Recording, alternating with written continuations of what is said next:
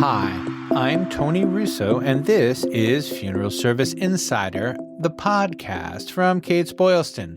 Conversations worth having about the culture and business surrounding death care and end-of-life care. This week, we have a great show for you.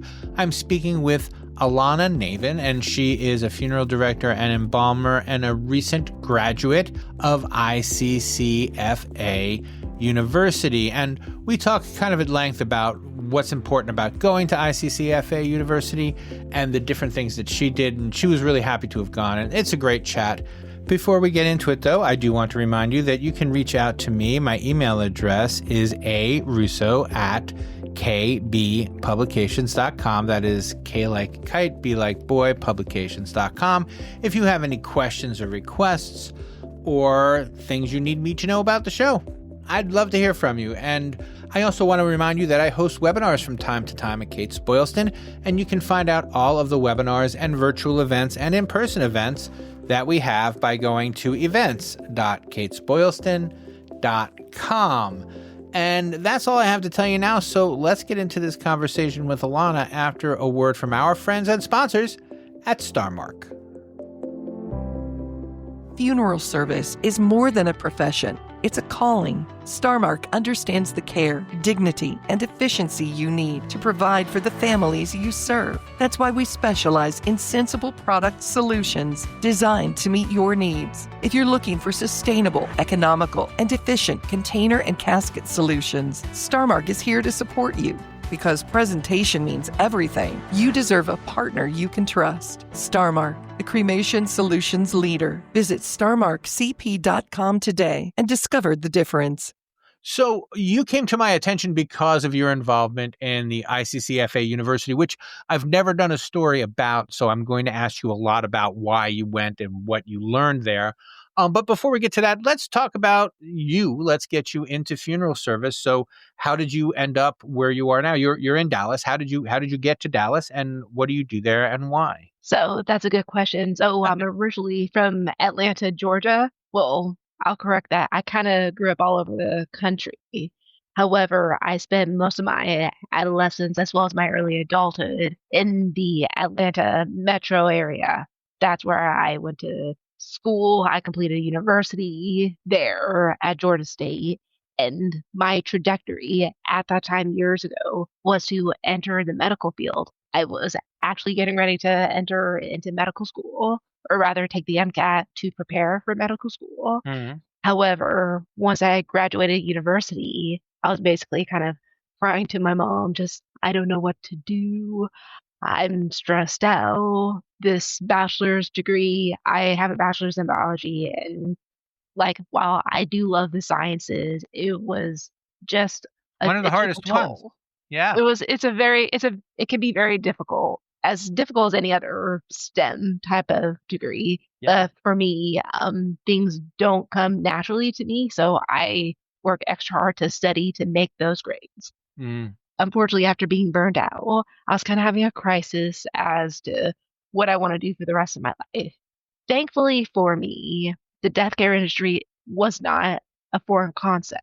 I would have to thank my mother and her side of the family, because she actually lived in a funeral home with my grandmother, her step-grandfather, and the rest of her siblings when she was younger.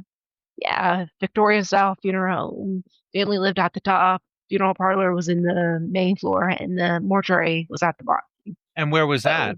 This was in Pennsylvania. And is it still a funeral home, even if it's not still owned by your family? It's still a funeral home. And so did she say, have you ever thought about, was that your mom's Yeah, Really? Essentially. So she just kind of looked at me and she said, well, have you ever thought about doing what your grandmother did? I just looked at her and I was like, I don't want to work with dead people. That was the first thing out my head and out my mouth. So she's like, well, you might want to think about it. And she was just explaining to me, it's still a respectable position being a funeral director or an embalmer. We still have relatives that are working in the death care industry. Of course, us living in the South and them living in the Northeast, we don't see them as often. However, she was very comfortable talking to me and my siblings just about death and dying. She wasn't shielding that stuff from us. It wasn't a taboo Right. topic in my home coming up.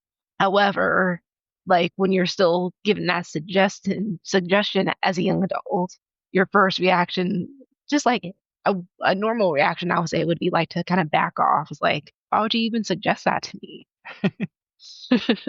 However, after doing research from her encouragement, I decided to take a job as a funeral assistant at a local funeral home in the town I was living in. I was living in Texas at the time. When I started working there, I just fell in love with it. Wasn't just peaceful, there was purpose. And after working there for about a couple of months, that's when I decided, okay, I do want to go to mortuary school.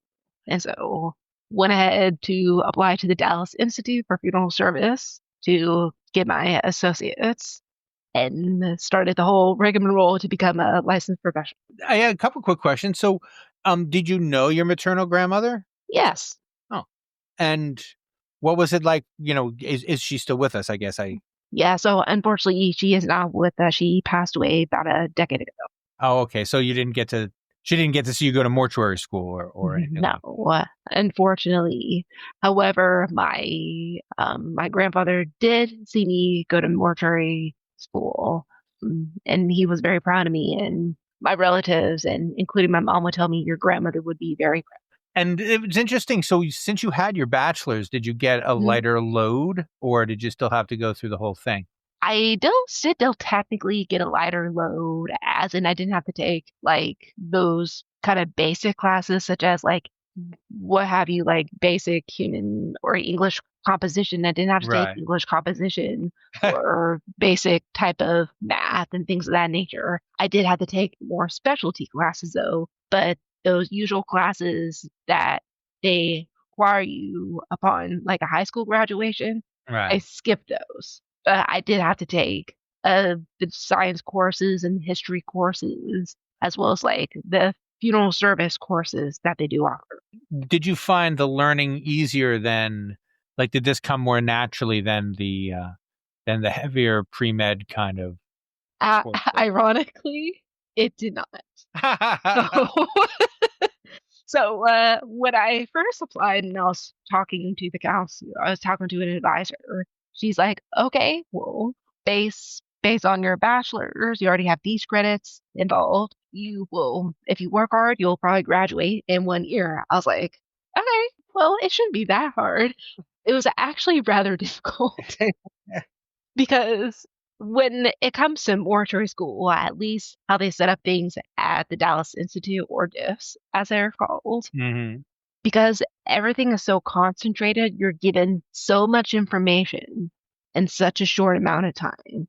And also keep in mind, I was doing the online portion because I was still working full time. I couldn't take the opportunity to come at work to attend school in person. Right. But their online course is just as fantastic. However, you have to use self-discipline plus a mixture of all that information. I'm not gonna lie, it was kind of stressful at times. Were you able to turn your job into an internship? At least was that possible? So I was working a couple of different jobs. I was working part-time as a funeral assistant, but also part-time as a barista. So I couldn't exactly turn one job into an internship. However, once I did graduate mortuary school, the mortuary service that I did complete a couple of my clinical cases with, I brought them my resume and they offered me a position, like basically a week before I graduated. So the individuals that headed the mortuary service, they were my first mentors in the industry. Excellent. You want to shout them out? Yes, absolutely. I would like to shout out Brooke Shepard and Mike Cunningham of Metroplex Embalming. Are you still there or have you moved on? So I have moved on, but those two individuals have definitely set the basis of my entire career. They gave me what it means to strive for better. They instilled in me what a proper embalming should look like, how you respect a body, how to speak to a family. What does that entail exactly? Using empathy while being detail oriented. Because when it comes to mortuary service, you're not just a funeral home. You're that third party that the funeral trusts in you. And you're basically acting as a representative for that funeral home or whatever entity you're working for. And can I ask, so when did you graduate and how long have you been doing this now? So I graduated mortuary school at the end of 2019. So 2020 rolled around. That's when COVID hit. Wow. So I've been doing this officially, since graduating mortuary school for just over 5 years. That's interesting. I wonder, it's something that I think we could do at a later date. I certainly don't expect you to answer for everybody now, but I wonder if people from your class feel like it's not as busy as it could be. Like if your introduction to funeral service was COVID, then everything must look like it's in slow motion today. Does that sound right? That's interesting thing to say because, yes, statistically, we can see that because of COVID, the increase of deaths that we have in COVID have basically had a trickle down effect into the number of deaths that we're experiencing today. Statistically, that we can see that. However, for the funeral home I'm currently working for, we don't exactly see that. I still think we're rather busy. Now, mind you, I'm working for a rather high call volume funeral. And so 300 families a year is 300 families a year. Yes, for one person, that's all the families a year you need.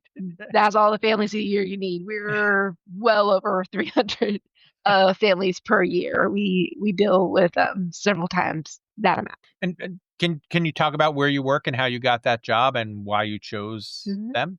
Yes, absolutely. So I currently work for Restland Funeral Home and Cemetery in Dallas. Before I came to Restland, I was working just for a smaller funeral home at the time. That just even for them doing 700 calls a year, of course, is an exorbitant amount for a private funeral home. However, through that smaller funeral home, I did receive and complete my funeral director apprenticeship. And so having that dual license, that gave me the mobility to go seek other opportunities. So I saw an advertisement on LinkedIn. I did apply. I got a call the next day, did a phone interview, did an in-person interview.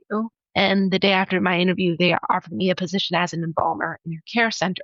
Oh, that's cool. And so you've been doing mostly embalming then? So funny story about that. Okay. The first 2 years I was with Restland, I was working solely in the care center as an embalmer, taking loved ones into our care, preparing them for their services, of course, embalming, casting, dressing, and cosmetizing, and also assisting with any sort of cremation things that we need to take care of in the care center. So I was doing that for 2 years until 2 years ago, I was offered a position to come to Restland's call center as a supervisor. So with that position, I took on being the supervisor of the call center and worked my way up to be manager of the call center of our funeral home. I'm just leading a team of specialized individuals that not only take the first calls, but they have to be knowledgeable in cemetery operations, funeral home operations, counselor protocol, things of that nature. So using my background knowledge as a licensed funeral director and embalmer, I'm leading the call center right now to help people with an empathetic mind and empathetic heart. I hound on active listening with my team all the time because you can't just listen. Listening is an act that you actually have to partake in order to help an individual that's grieving, especially on the phone. And so when you say you work at a call center, you're literally taking the phone calls and doing that part of it. And then are you involved with the transport as well, or is that a different department? So the transport would be in the care center's purview. We dispatch the care center once we do get a first call that does come in. Once we get a first call, we complete the first call with the family or the hospital. We'll dispatch our care team to go to the location of the deceased where they're being held so they can take them to care. So there's a lot of interdepartmental teamwork. And not only that, but I guess you guys, it's interesting when a funeral home, I guess, is big enough, then they can have professionals because, one of the difficulties is for, the FTC doing their checks and things like that. When you have professionals answering the phone, like professional funeral directors answering the phone. That takes that any worry out of that because you're right on the job immediately, right? Exactly. So I myself am a funeral director, and one of the employees I work with, she is a licensed funeral director herself as well. However, the other employees, they're not licensed themselves. So for me, when hiring call center agents, I don't exactly look for whether they're licensed or not. I'm looking for people that are detail oriented, tech savvy, as well as people that are empathetic. You have to have a heart to sit on the phone all day, listen to people with varying degrees of issues or concerns. Yeah, and they're always because I mean I guess you get very few not at need calls. You don't get a lot of pre-need calls, or do you? Do you get people who are just like, hey, I'm just Mhm. curious, how much does a funeral cost? Do you get much of that? Yes, absolutely. So we do get those pre-need calls, and we do set a time aside to book appointments with them and for them. So either they come to the funeral, we have a phone conversation, or we come to them and they can make their arrangements with our advisors that we do have on staff. Join Kates-Boylston on November 12th for the Advances in Funeral Innovations Detroit Conference. This is a must-attend event for funeral professionals ready to embrace the future of funeral service. The event brings together renowned industry leaders for expert-led presentations and engaging discussions designed to help you stay ahead of emerging trends, sharpen your marketing strategies, streamline your operations, and deliver more personalized, meaningful services. Plus, you'll have the opportunity to network with fellow professionals, exchange ideas, and gain fresh perspectives that can elevate your business. Speakers include Danielle Burmeister, Vice President of Marketing Communications at Homesteaders Life Company, presenting Maximizing Team Performance Through Accountability and Alignment. Will Bischoff, Senior Vice President of Strategic Markets for Homesteaders Life Company, will present The Funeral Finance Roadmap, Strategies to Fund What's Next. Stephanie Castagnier-Dunn, Chief SBA Revenue Office, Phoenix SBA, a community bankshare company, will present The Silver Tsunami, The Coming Wave of Business Transactions. Matt Van Drimmelen, owner and founder of Full Circle Aftercare, will present Getting ROI Out of Aftercare at Your Funeral Home, Turning Compassion into Long-Term Value.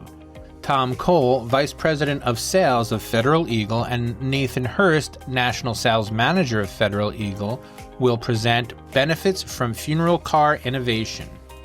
Click on the link below for more information and to register. How did you decide that you wanted to take it another step and go to the ICCFA University? Because you seem to be doing okay all on your own. You know what? I think education and self-education is very important.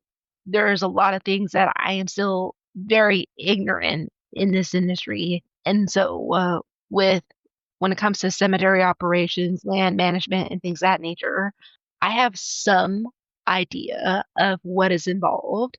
However, there were many things I was ignorant of it. So when I saw ICCFA University, I was like, oh, look at that. And looking into it even further, I saw they had a quote unquote College of Cemetery and Land Management. So I was thinking to myself, okay, maybe this can give me a better idea of what this section of the industry entails. Because my ultimate goal, I do want to operate my own funeral home and cemetery one day. Mm-hmm. So my belief at the time was to apply to this university, apply on scholarship, so I can get a lead in that way and just get some education on what it is like to run a cemetery. And so you've completed the course now, right? Because you started at the beginning of the summer. So tell me about it. Tell me about applying for the scholarship and getting the scholarship. Did you have to take time off from work? Did you get time off from work? How long was it? Where did you go? All of those things. No problem. So ICCFA University is a week-long intensive course. It ran from July 18th to basically the 22nd. And it is So, July 29th as we record now. This might not be out till September, so it's July okay, 29th as we're that's recording that's perfectly fine. now. So it's a little shorter than a week. So, but it was a very intensive course. Basically, we had lectures all day, of course, with lunches and breaks and activities for people to come and network and commingle together. So let me go ahead and tell you a little bit how I Yeah, applied to the scholarship. please. When I was researching into ICCFA University, just scrolling down the page, I saw that they have scholarship offerings. I was like, okay, perfect. I can apply for a scholarship. Maybe that way my leadership would go ahead and let me go to the university if it's not coming out of my pocket or their pocket. Right. So I went ahead and applied, and I did ask my manager, who I directly report to, for her letter of recommendation. She did supply it for me, and I believe her strong letter of recommendation was able to allow me to receive that kind of scholarship and that type of opportunity. Did you get to see the letter of recommendation? Sometimes you can see it and sometimes you Yes, can't.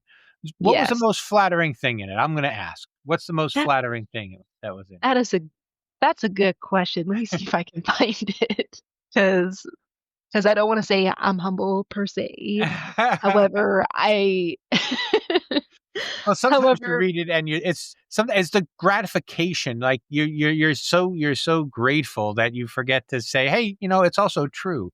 mhm, When you get those nice letters like. exactly. So, she said several lovely things to allow me to afford this opportunity. And one thing she did state, that it is clear that Alana exemplifies the traits of a future leader in the funeral service profession. Her drive, focus, and vision sets her apart as someone who will shape the future of this field while continuing to honor the traditions that define it. Wow, and that Mm, must have been really nice to read. it definitely was. And it's like when you see something like that on paper from a person that you really do respect, Mm, it really does mean the world. that's fantastic. I didn't mean to derail anything. I just figured I wanted to know. So, what kind of preparations did you make to go? Did you feel like you needed to be prepared before you got there? Did you turn out to be right? So I didn't prepare whatsoever. I got All right. my plane ticket, got my hotel reservation. I was like, well, I don't know what to expect. I don't know what's going to happen. And I honestly don't know what to do. So I'm just going to go there and wing it. And how did that turn out for you? Was that the right way to go? Were you comfortable after you got there? Absolutely. It was definitely the right way to go. When you come there with like, not, I don't want to say no expectations, but the expectation that anything good can happen and that you're just open to learning, that is the best way to actually prepare yourself for any sort of intensive learning experience like this, especially in an area that you're very ignorant.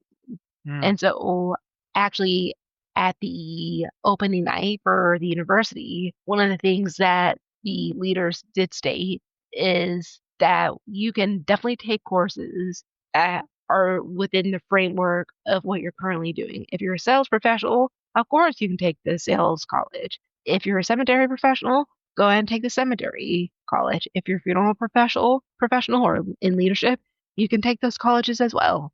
But remember to step outside of your comfort zone. Well, that's basically what I did the first year. I was like, oh, cool. I'm already kind of a step ahead because I had no idea what's going on in cemeteries. And so what was it like? What did you learn early on? What were some of the most surprising things? I'm sorry, where was it? So where was ICCFA University? So ICCFA University was held in Atlanta, Georgia. So my old Back stomping home. grounds. So back home, I was actually able to visit my uncle there for a little bit while I was there, just to go stop by his house and say hi. But anyway, it was in Atlanta at the Emory Conference Center and Hotel. And what were your big takeaways? What do you know now that you didn't know? I mean, obviously you can't tell me anything, but everything, but what stuck? When you heard something, you're like, oh, that is great, and now I'm gonna know that forever. Let's see. I think what I know now is the intricacies in trying to design the harmony between nature versus interring and memorializing people's loved ones. There is an art and a science involved into maintaining the aesthetics of a cemetery as well as maintaining the health of the cemetery. When I say the health of the cemetery, the ground, the trees, the turf, the flowers, the various types of species that you could have planted in your cemetery, or pests that could be in your cemetery as well. So I was not aware of the intricacies that are involved and how much planning is involved when it comes to creating a cemetery and maintaining a cemetery and updating a cemetery so that people for generations can still come to visit and honor their loved ones.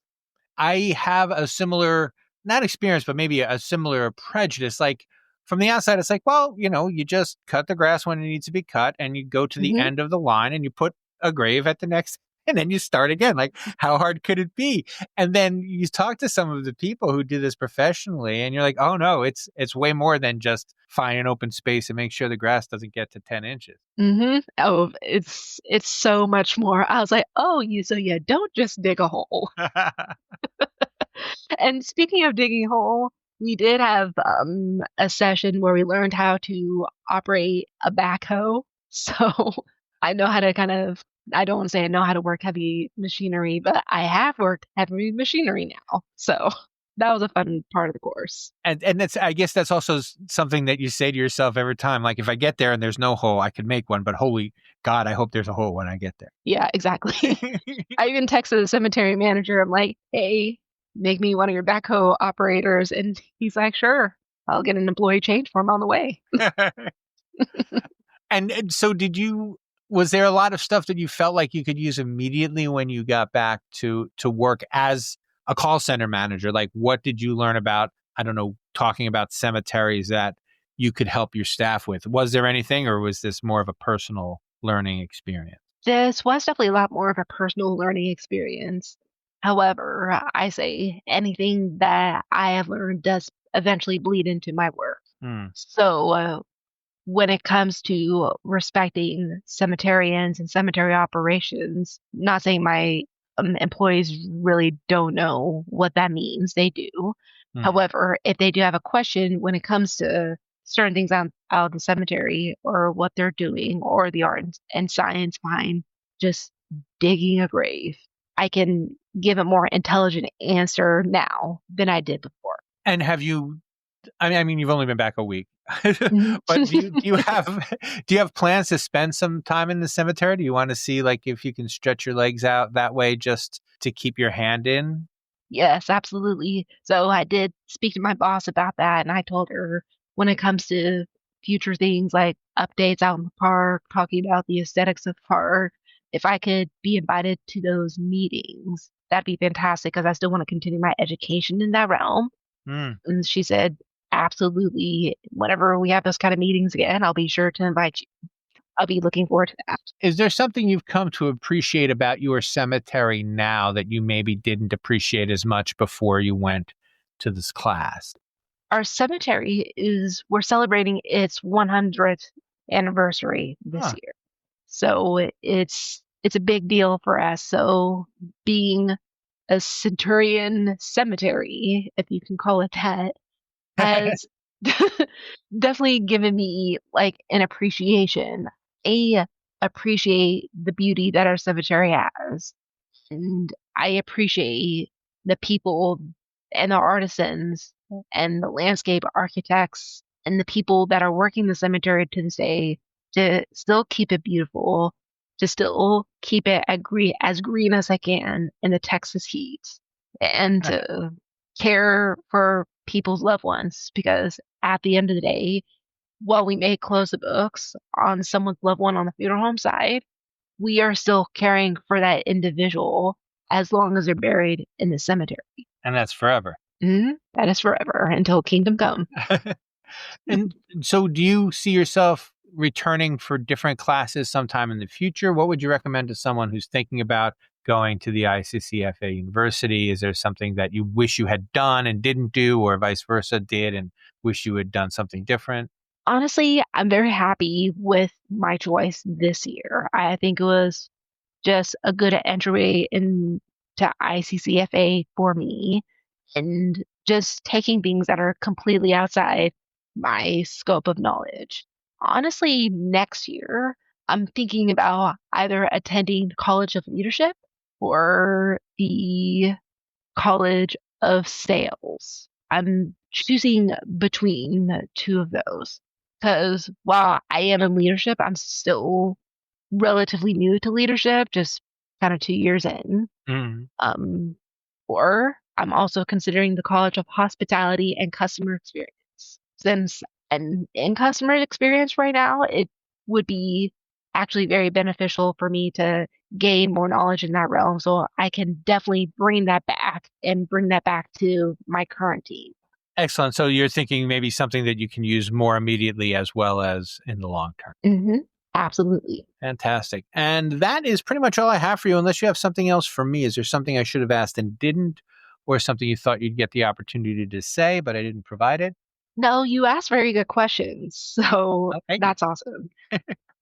And you could recommend this to anybody. Is there anybody who shouldn't go? Like, should you be working for a couple of years before you go? When should you?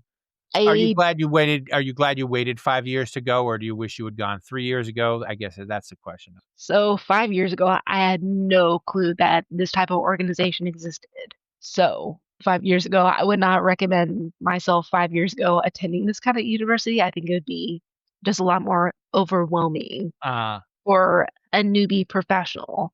I think someone who would be best fit for this type of experience, now I'm not dictating Right. who should not go, but like in my personal opinion, someone who has essentially cut their teeth in the industry in some way, shape, or form should attend this university. Because if you're serious about pursuing and your continual pursuit in the death care profession, this would be that type of event you should go to. So I think someone 1 or 2 years basically in the game, they should be the individuals that attend this university, especially if they're serious about pursuing this on the long term. Excellent. Well, thank you so very much for your time. Absolutely, Tony. Well, thank you for having me. Funeral service is more than a profession. It's a calling. Starmark understands the care, dignity, and efficiency you need to provide for the families you serve. That's why we specialize in sensible product solutions designed to meet your needs. If you're looking for sustainable, economical, and efficient container and casket solutions, Starmark is here to support you. Because presentation means everything, you deserve a partner you can trust. Starmark, the cremation solutions leader. Visit starmarkcp.com today and discover the difference. I was really happy that Alanna chose to come onto the show and to talk about her experience. I kind of stalked her like a madman on the internet. When I saw that she said that she was going, I thought that I would like to talk to a student, and that's how I reached out to her. If you have any suggestions for show topics or for people that you think you'd like to hear on the show, you can reach out to me. I'm really easy to find on the internet, but you can also just click on the show notes, which will take you to Kates-Boylston, where you can email me. Most of the stories that we tell here are based on stories we're working on for Funeral Service Insider, the newsletter. So I like to get story pitches and then do the story and then do the podcast. And as always, in case you missed it, is a Kates-Boylston production. It was written and edited by me, Tony Russo. Please subscribe wherever you're listening now. If you are listening on your computer, grab up your phone and open your podcatcher. It is either Apple Podcasts or Spotify or maybe Amazon Music, but just type Funeral Service Insider into that search bar and you'll find us. We're the only one with that name. And that is all for this time on Funeral Service Insider, the podcast.